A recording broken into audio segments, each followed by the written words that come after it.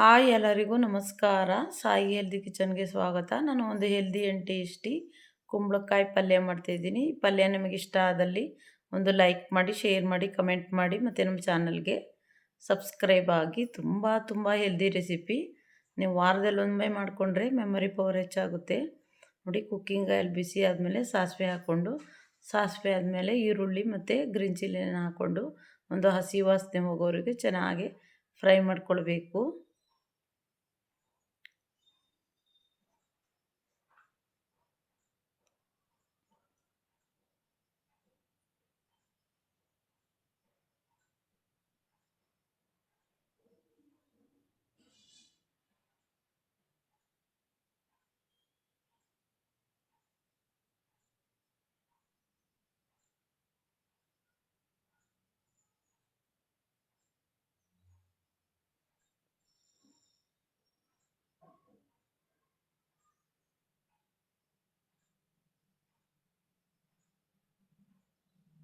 ಇವಾಗ ಇದಕ್ಕೆ ಶುಂಠಿ ಬೆಳ್ಳುಳ್ಳಿ ಪೇಸ್ಟ್ನ ಆಡ್ ಮಾಡ್ಕೊಳ್ಬೇಕು.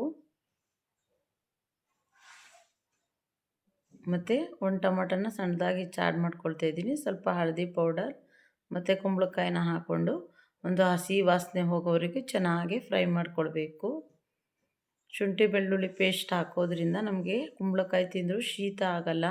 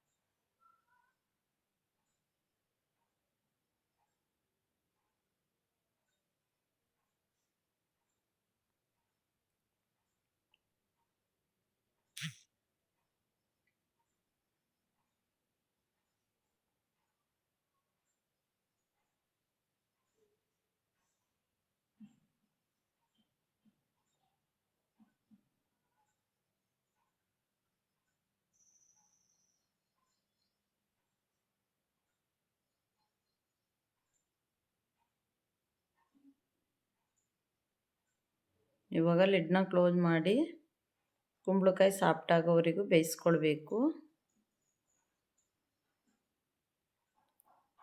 ಇವಾಗ ಇದಕ್ಕೆ ಕಾಯಿ ಪೀಸಸ್ನ ಹಾಕ್ಕೊಳ್ತಾ ಇದ್ದೀನಿ. ನೀವು ಬೇಕಾದ್ರೆ ಕಾಯಿ ತುರಿನ ಬೇಕಾದರೂ ಆಡ್ ಮಾಡ್ಕೊಳ್ಬೋದು. ಮತ್ತು ಒಂದು ಕಟ್ಟಷ್ಟು ಕೊತ್ತಂಬರಿ ಸೊಪ್ಪನ್ನು ಆಡ್ ಮಾಡ್ಕೊಳ್ತಾ ಇದ್ದೀನಿ. ಮತ್ತು ರುಚಿಗೆ ತಕ್ಕಷ್ಟು ಉಪ್ಪು.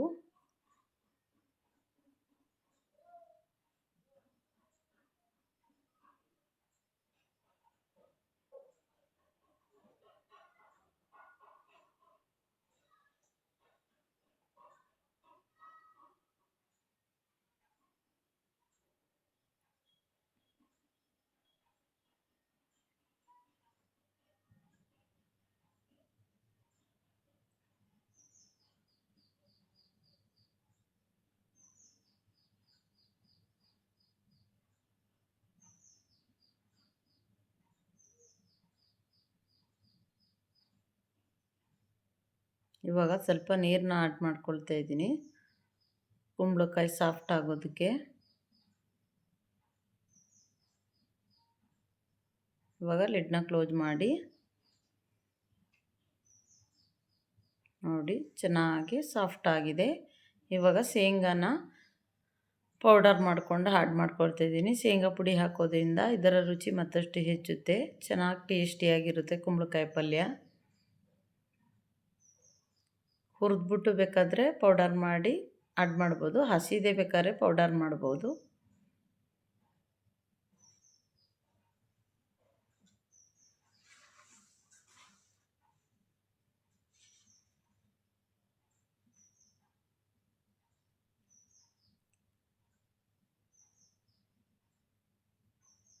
ನೋಡಿ, ಹೆಲ್ದಿ ಆ್ಯಂಡ್ ಟೇಸ್ಟಿ ರೊಟ್ಟಿಗೆ ಚಪಾತಿಗೆ ಹೆಲ್ದಿ ಆ್ಯಂಡ್ ಟೇಸ್ಟಿ ಪಲ್ಯ ರೆಡಿ ಆಯಿತು. ಮತ್ತೊಂದು ಹೆಲ್ದಿಯಾದ ರೆಸಿಪಿಯೊಂದಿಗೆ ಬರ್ತೀನಿ. ಎಲ್ಲರಿಗೂ ಧನ್ಯವಾದಗಳು.